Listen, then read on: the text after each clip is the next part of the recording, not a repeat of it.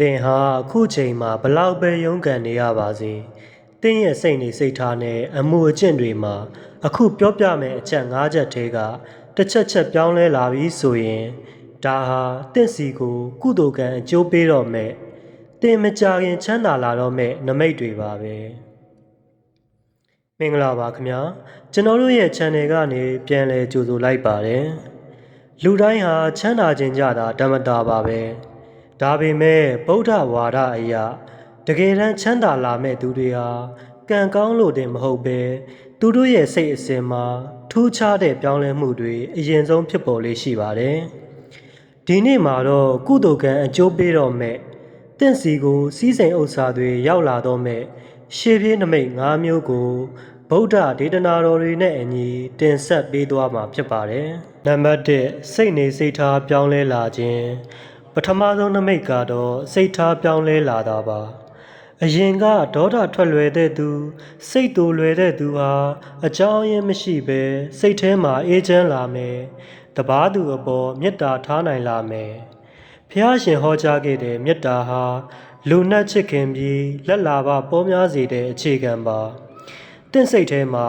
ငါမှာအားလုံးပြည့်စုံနေပါပြီဆိုတဲ့ကျေနပ်မှု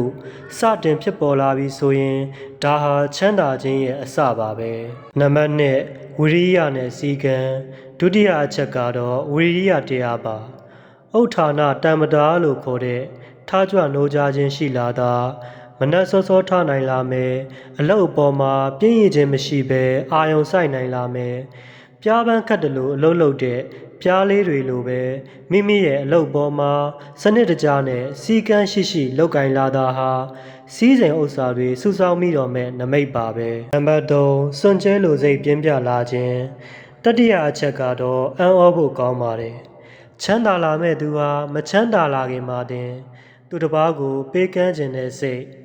ဒါနပြုခြင်းတဲ့စိတ်တွေတဖွာဖွာဖြစ်ပေါ်လာတတ်ပါတယ်ဒါဟာမိမိရဲ့ကုသိုလ်ကံအဟောင်းတွေကအကျိုးပေးဖို့အတွက်မျိုးစေ့အစ်စ်ကိုထပ်ဆိုင်ခိုင်းနေတာပါစွန့်မှစားရမယ်ပေးမှရမယ်ဆိုတဲ့နေရာမှာအရာတင့်မှာစွန့်ကြဲလိုစိတ်တွေဖြစ်နေပြီဆိုရင်တင့်စီကိုအကျိုးပေးတွေပြန်ရောက်လာတော့မှာပါနံပါတ်4မိတ်ကောင်းဆွေကောင်းတဲ့အခွင့်အလမ်းစတုထအချက်ကတော့ကလျာဏမိတ်တာပါတင့်စီကိုလမ်းပြပေးမဲ့သူအကြံပေးမဲ့သူဒါမှမဟုတ်စိတ်ဓာတ်မြင့်တင်ပေးမဲ့မိတ်ကောင်းဆွေကောင်းတွေရုတ်တရက်ရောက်လာတာမျိုးပါဒါဟာတင့်ရဲ့ကုသိုလ်ကံကြောင့်တင့်ကိုကူညီမဲ့သူတွေတင့်ပတ်ဝန်းကျင်မှာဝိုင်းလာတာဖြစ်ပါတယ်နံပါတ်4မိတ်ကောင်းဆွေကောင်းတဲ့အခွင့်အလမ်းစတုထအချက်ကတော့ကလျာဏမိတ်တာပါတင့်စီကိုလမ်းပြပေးမဲ့သူအကြံပေးမဲ့သူဒါမှမဟုတ်စိတ်ဓာတ်မြင့်တင်ပေးမဲ့မိတ်ကောင်းဆွေကောင်းတွေရုတ်တရက်ရောက်လာတာမျိုးပါဒါဟာတင့်ရဲ့ကုသိုလ်ကံကြောင့်တင့်ကိုကူညီမဲ့သူတွေတင့်ပတ်ဝန်းကျင်မှာဝိုင်းလာတာဖြစ်ပါတယ်နံပါတ်5နေအိမ်နဲ့ပတ်ဝန်းကျင်တန်ရှင်းအေးချမ်းလာခြင်းနောက်ဆုံးအချက်ကတော့တင့်ရဲ့ပတ်ဝန်းကျင်ပါမိမိရဲ့နေအိမ်အလုပ်ကွင်းတွေဟာအရင်ကတည်းပိုပြီးတန်ရှင်းသက်ရလာမယ်အေးချမ်းလာမယ်အရာရာကိုစနစ်တကျရှိလာတာဟာတင့်ရဲ့စိတ်တည်ငြိမ်မှုနဲ့ကံကောင်းခြင်းတွေဝင်လာတော့မဲ့ရှေးပြေးနမိတ်ဖြစ်ပါတယ်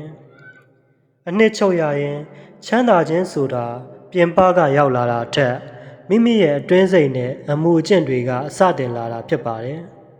အခုပြောပြတဲ့နမိတ်တွေတင့်မှာရှိနေပြီလားရှိနေပြီဆိုရင်အခုပြောပြတဲ့အချက်၅ချက်ထဲကဘယ်နှချက်နဲ့တိုက်ဆိုင်နေပြီလဲဆိုတာကွန်မန့်မှာရေးပေးခဲ့ပါအောင်ခင်ဗျာ